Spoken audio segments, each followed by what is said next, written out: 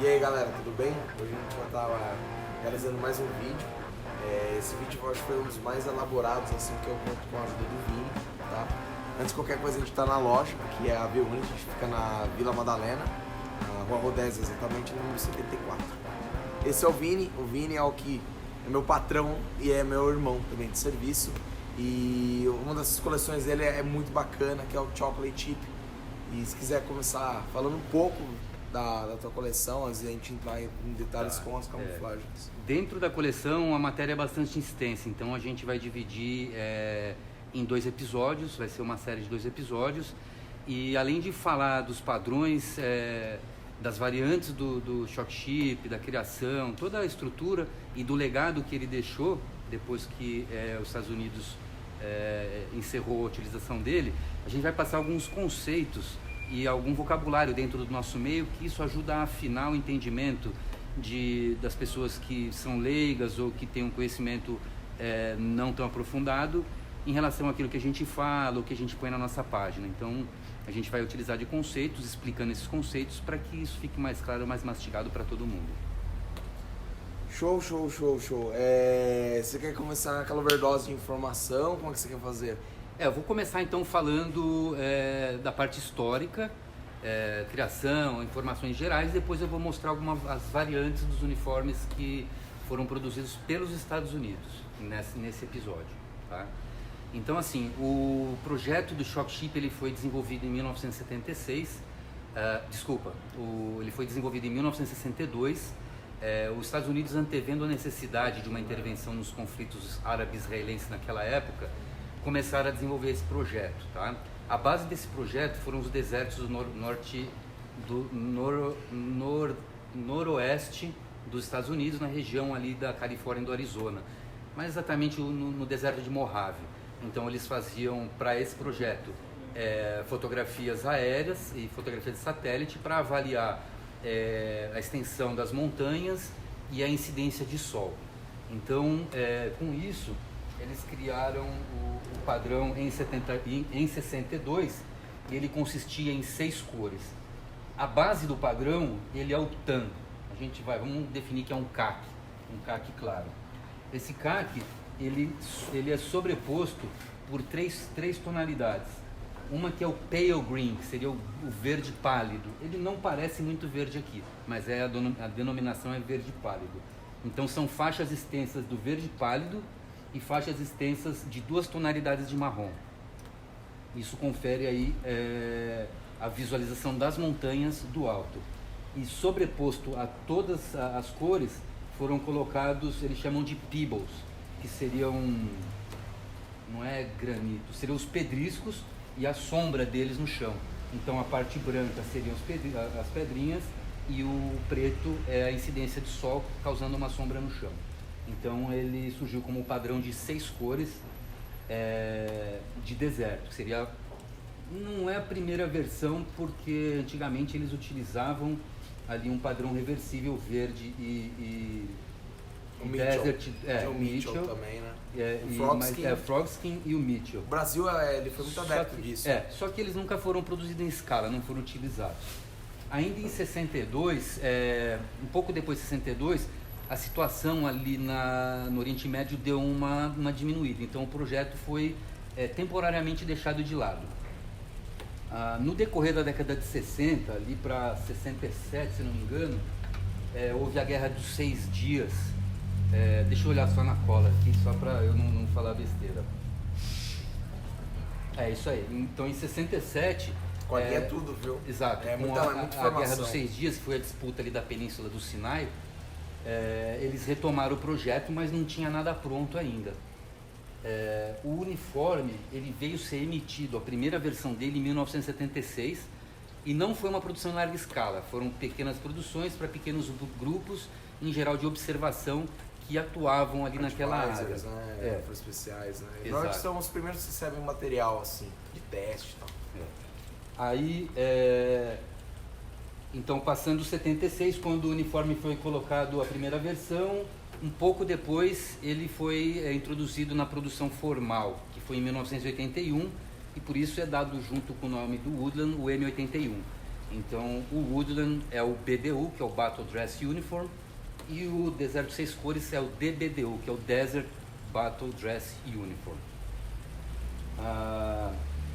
Então, no início da década de 80, esses uniformes ainda eles eram produzidos sob demanda, sobre contrato, só que em pequenas quantidades.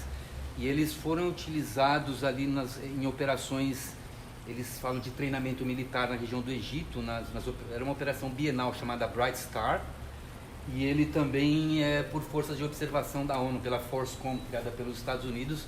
Depois do conflito do Sinai, eles mantiveram observadores naquela região que utilizavam esse traço. Também nessa época, existem lá registros de que antes de 81 isso tenha sido usado. Existem indícios fotográficos que foi utilizado na operação onde os Estados Unidos teve o sequestro da embaixada no Irã. Então existem registros fotográficos que atestam a participação desse uniforme nesse evento também. Mas eu não sabia, hein? A Operação Eagle Claw. Eu não gosto nem de cortar quando o Vini tá falando, porque é tanta mas, coisa, é muito legal. Mas fala legal. porque assim, é muita informação e como assim, eu costumo falar em trechos, então eu não estruturei como uma palestra o negócio. Então se você lembrar, se precisando de alguma coisa, pô, faz favor. Eu tô fascinado mesmo. Faz favor que a gente trabalha, às vezes, aqui na entrar. loja, a gente não consegue jogar essa informação pro cliente, até porque ele nem quer às vezes também. Né? Então, e quando ela é picada. Ele tem uma conversa. Então existe aí indícios de que ele foi usado antes de 81, antes de ser lançado como o padrão M81, como o uniforme já estava pronto em 76, indício que ele participou dessa ação Eagle Claw, que foi da sequestro da embaixada americana dentro do Irã. O retorno dos soldados que utilizaram isso nessas ocasiões não foi dos melhores. Tá? O projeto foi desenvolvido nos desertos americanos. E ele também... Imagino que seria difícil ele funcionar bem, afinal porque na região do Golfo ela não tem pedras. Exato. Se é um planalto desértico. Ele tem que considerar a reflexão do infravermelho na areia, também. Do sol na areia. Isso que seria importante para o desenvolvimento desse O legal padrão. é o tom de salmão meio rosa, né? É verdade. Que era, os ingleses pintavam já, durante a Segunda Guerra Mundial já usavam, né? Pintura nos veículos, né? Blindados, com um tom de rosa em função do sol descer, né? No ângulo do solo, né? Quando ele está se pondo, ficava dar o tom bem vermelho, né?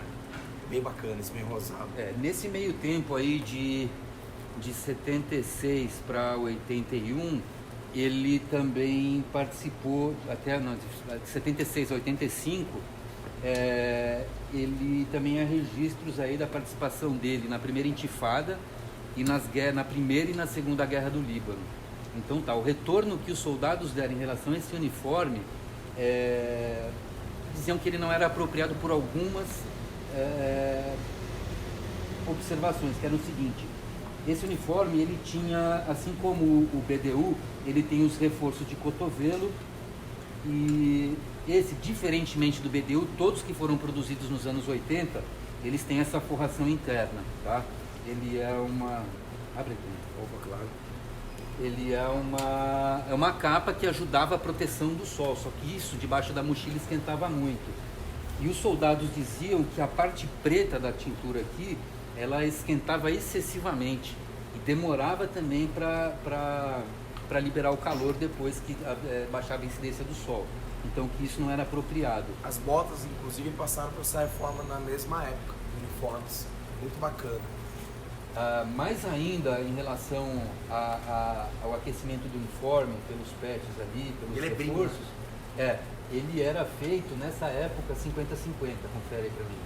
Então ele era 50% nylon, 50% algodão. Isso fazia esquentar bastante também por causa do nylon. Só que o outro retorno, diziam que a camuflagem não era apropriada para aquele deserto, exatamente porque ele foi desenvolvido com base no deserto americano e ali era o Oriente Médio, era diferentemente. E para os Estados Unidos, manter a produção do uniforme de 6 cores era bem mais caro do que você fazer um uniforme diferenciado com 3 ou 4 cores, ou seja, ele seria mais econômico se fosse substituído por um uniforme com menos coloração. Montagem, acho que é a parte mais cara do uniforme, seria? Sem dúvida. Depende do uniforme, claro. Eu vou pegar um smock e tal, com botão e tal, mas plotagem é caro, não é algo barato. Então, com o retorno desses soldados, em 85, iniciou-se a pesquisa e o projeto do DCU, que foi o Deserto Três Cores. Esse uniforme, a maior expressão dele ocorreu nos anos 90, 91, que foi na Guerra do Golfo. Naquela época, já era para eles estarem usando o Deserto Três Cores, mas não tinha o uniforme para todo mundo. Então, todas as tropas receberam o uniforme de 6 cores, e os primeiros grupos a receberem, essa talvez você não saiba também, foi a 82ª Airborne e a 101ª. É bem curioso, eu gostei que você falou da 82ª, porque ela sempre recebe uniforme para testar, porque ela é a única divisão que ela consegue mover em qualquer lugar do mundo, em 24 horas, batalhões, a divisão inteira, na verdade, né? Batalhões não. A divisão inteira consegue ser movida para conflito, isso é bem bacana. Então foram as primeiras forças a receberem, foram do Exército e 82ª, 82nd Airborne e 101st Airborne receberam esse uniforme. Durante a guerra, eles provavelmente estavam utilizando os uniformes produzidos nos anos 80, tá? E o general Schwarzkopf, que era o líder dessa invasão, nesse período ele ordenou a produção de 500 mil uniformes que seriam produzidos nos anos 90 e com modificações já, tá? Então os uniformes dos anos 90 eles perderam essa forração e perderam todo e qualquer reforço para ajudar a ser um uniforme mais leve e mais ventilado para o soldado. Eu separei aqui da minha coleção as versões que foram produzidas nos anos 80 e 90. Infelizmente eu não tenho a primeira versão, que foi de 76, e nem nenhuma outra posterior produzida em pequena escala. Já vi, são relíquia, são preços absurdos, não coube na minha coleção, falando em termos financeiros. Então tá, o primeiro que a gente tem que foi produzido em escala foi o de 81, ele foi produzido etiqueta branca escrito em preto, eles têm uma etiqueta interna embaixo também, esse ainda possuía a capa, todos eles o reforço, tudo, ou seja, de um para outro, como eu comentei, não adianta tentar ver variação da camuflagem porque não tem, é no corte. Em geral, eu vou mostrar alguns detalhes que vão variando para os próximos. Então, o de 81, ele tinha esse bolso com um sanfonado na parte de dentro, a costura embaixo do braço, ela era em cruz, o acabamento. Tá? Esse daqui é o de 1982, ele já tem uma etiqueta K escrita em preto, mantém a etiqueta embaixo, aqui que consta a data. O sanfonado do bolso ainda era na parte de dentro e a costura também em cruz. É importante ressaltar que nessa época todas as 5 forças americanas utilizavam o mesmo uniforme. Então utilizavam o BDU e o DBDU, US Army, US Air Force, US Navy, US Marines e US Coast Guard, guarda costeira. Todo mundo usava o mesmo padrão. A próxima versão aqui é de 83. O tamanho da etiqueta aumentou, mas manteve a coloração CAC escrita em preto. Permanece com a etiqueta de dentro também um pouco diferenciada. A sanfonado do bolso ainda para dentro. E aqui já começa a ter uma alteração. Ele já não é mais em cruz. A parte de costura do braço ele está para dentro. Um detalhe que eu esqueci, que ele está só no primeiro corte, de 81. Isso você consegue observar no BDU, no Woodland 81 também. Essa costura que acompanha o abotoamento, ela faz a curva e vem até o ombro. Isso aqui é bem visível nos uniformes. Tá? Já nas outras versões, ela acaba na gola, ela não sobe mais. Então 81, 82, 83, esse daqui, se não me engano, é o de 84, isso. 1984, o sanfonado veio para a parte de fora do bolso, aqui ele ficou uma costura fixa, costura em cruz ainda. Esse daqui, por fim, é o de 1986, tá? Nesse, você já pode notar uma diversificação da camuflagem. Deixa eu pegar um aqui, vira as costas, segura aí. Você pode reparar que nas versões anteriores, o sombreado das rochas, ele é mais largo do que o o sombreado das rochas 86. Aqui ele aparentava bem mais fininho, tá? Particularmente, essa é a versão que eu mais gosto. Por quê? Ela mantém a forração interna das costas, o sanfonado na parte de fora, a costura já é praticamente um Y aqui, tá? Ao contrário. E ele ganha um ajuste de cintura, tá? É a única peça dessa série que vai ter esse ajuste de cintura. No BDU, no Woodland, você encontra também nessa Muito época. no Brin, no Hipstop, 87, isso é bastante. Uma informação que eu esqueci de ressaltar, ou talvez eu tenha falado e acredito que não. Quando o Schwarzkopf solicitou a produção dessas 500 mil unidades no início dos anos 90, no início da guerra, ele pediu que fosse feito 100% algodão, para exatamente tirar o nylon e tornar o uniforme um pouco mais menos quente para o soldado. Essa daqui é uma versão já dos anos 90. Infelizmente eu não achei a de 91 aqui. Eu vou até explicar por quê. Agora eu vou parar para dar um conceito de colecionismo, tá? Hoje no Brasil a cultura ela é muito pequena. A gente é muito legal para a gente quando alguém aparece com alguma informação num bate-papo que soma o conhecimento para a gente, mas isso ocorre muito pouco. Eu tenho exemplares dos anos 80 e dos anos 90. Na loja, você só vai encontrar para venda dos anos 90. Outra coisa, eu não estou tomando como base que esses foram os anos de produção porque eu consegui um de 81, um de 82, um de 83, um de 84, um de 86. Eu tenho uns 40 conjuntos desse daqui guardados, tá? Então, dentre esses 40... Você não está vendo, né? Exato. Dentre esses 40 conjuntos, só tem essas 6 datas. Então, nos anos 80, eu assumo que realmente não tem produção intercalada entre esses anos que a gente apresentou, tá? Então, dos anos 90, esse é 1990. Ele perde a forração interna, ele perde o reforço de cotovelo, o sanfonado é para fora, a costura em Y, e ele perde também o ajuste de cintura. A etiqueta continua CAC e continua a etiqueta embaixo, só que num formato um pouco mais moderno.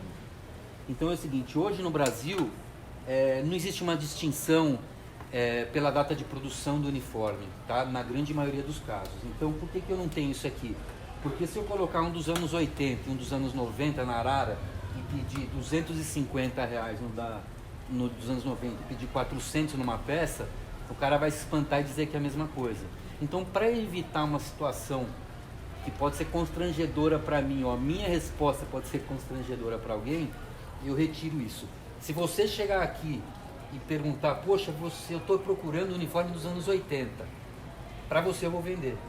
Porque esse material aqui, ele fica fora guardado e ele é destinado exatamente para quem conhece a distinção. Essa distinção existe para outras peças de uniforme aqui da loja também. Tem muita coisa que a gente deixa fora porque não adianta deixar concorrendo com preços diferentes. Então a gente põe para vender o que é mais moderno e que está disponível em grandes volumes no mercado ainda. Eu não vou ter o de 91 porque os que a gente vende é 90 e 91 e só restou dos anos 90 aqui. Uma coisa que é importante falar desse período, quando estourou a guerra, eles tinham esse uniforme, mas eles não tinham acessórios de deserto. Então, começando até pelos bordados. Eles utilizavam os bordados das fardas de selva, tá? Então, se você achar isso, não está errado. Isso é original. Tá? É legal. Tem exceções como essa. Essa é 90 já. Esse aqui ele foi feito lá, tá? Em bordadeiras regionais. Isso é muito comum, você vê na Guerra do Vietnã, você vê na Segunda Guerra e no Golfo não seria diferente, tá bom? Então nos anos 90 eles passaram a ter já os bordados de deserto. Eu trouxe algumas outras peças aqui também e elas foram... bom, a capa de capacete ela teria que ser usada porque o capacete é verde de qualquer forma. Uma peça que eu não trouxe foi a capa da mochila. Eles continuaram utilizando o Alice Pack verde, só que tinha uma capa de mochila de deserto 6 cores. Da mesma forma eles entraram com os Jungle Boots, que eram botas pretas de lona verde, e também cintos e suspensórios, essa daqui, utilizaram isso no início da invasão. E também a parte de cinto suspensório, todos os acessórios eram verdes, porque realmente não tinha. Até o traje químico eles utilizavam de selva, não tinha disponível. Well, ain't this cozy as fuck? You guys getting settled in? Yes, Sergeant. Well, if you're not too busy, gas! Right now, motherfucker! Let's go! Let's move it! What the fuck are you doing? Let's go! Get on! Right now, your dicks are falling off. Your skin's bubble wrap. Let's go! Move it! I'm sorry, motherfucker. I told you don't get lazy. Didn't I tell you not to get lazy? Let's go! You still don't have shit. Let's go! What are you doing? That is your fucking sleeping bag, you moron. Let's go! Big face 30 seconds. What the fuck are you doing? Get it on! Stay ready. You ain't got to get ready, you nasty motherfuckers. You're so lazy. I told you to stay on point. 45 seconds. What you doing? You better get your motherfucking ass in gear. You gonna be the first motherfucker I pick up in the ass. Put it on! Retarded motherfuckers, let's go! Put it on! Let's go! Stop! Stop it right now! Come over to the dark side, Luke. 55 seconds. You all dead. And since you're all dead, I guess you wouldn't mind taking a little run in these suits. Let's go!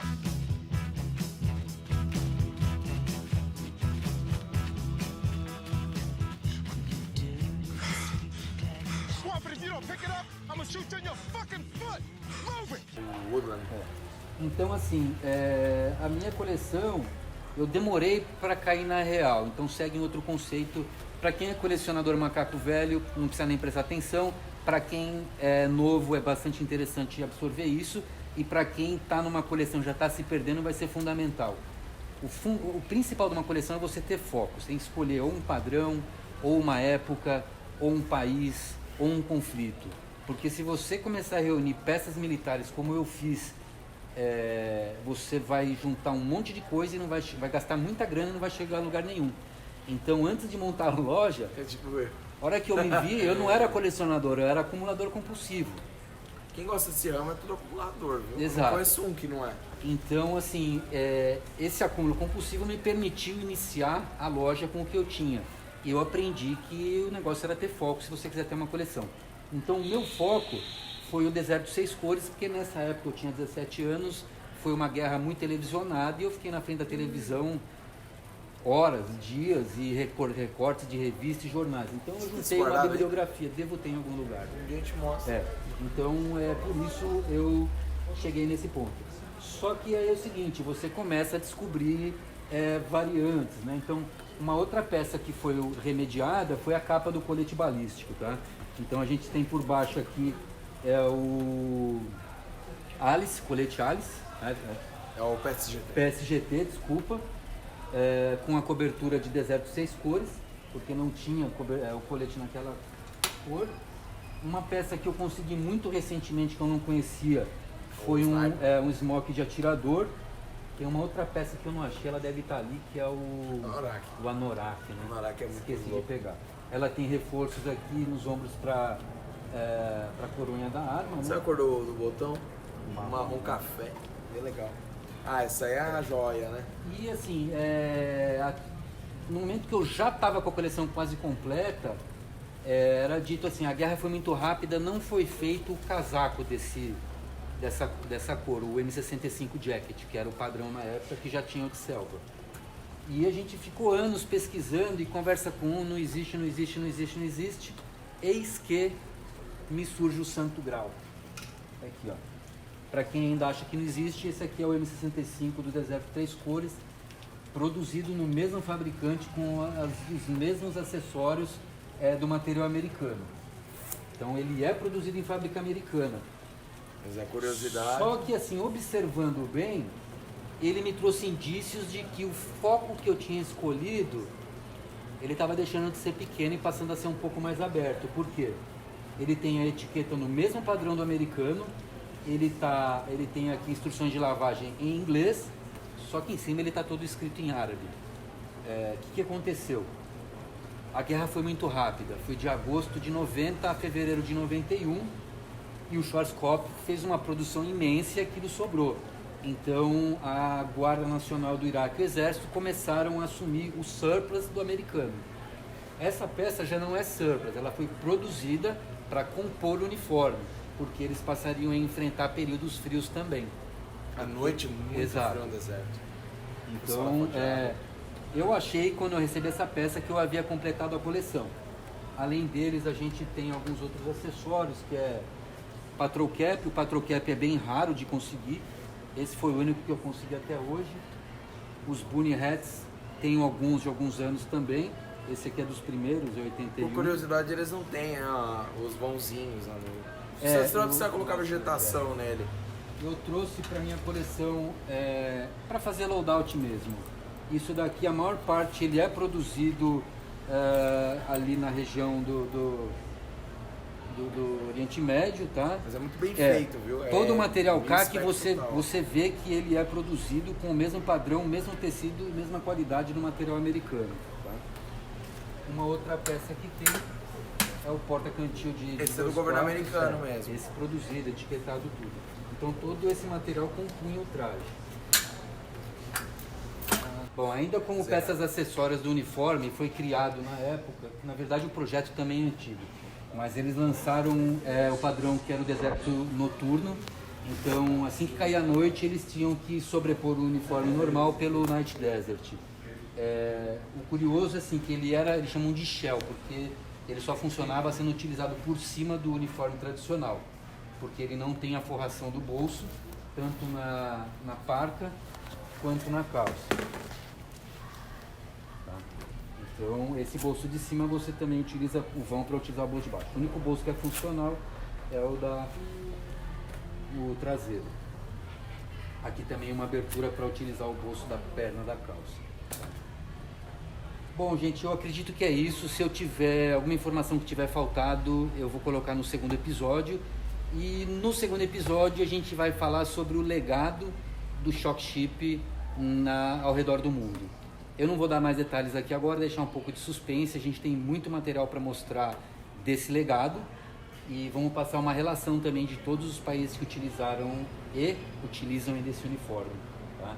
Nesse meio tempo, se alguém quiser fazer uma postagem aí com pergunta em relação, ou até mesmo corrigir uma informação que eu dei, porque assim, todas as pesquisas são feitas com base em bibliografia que a gente encontra disponível.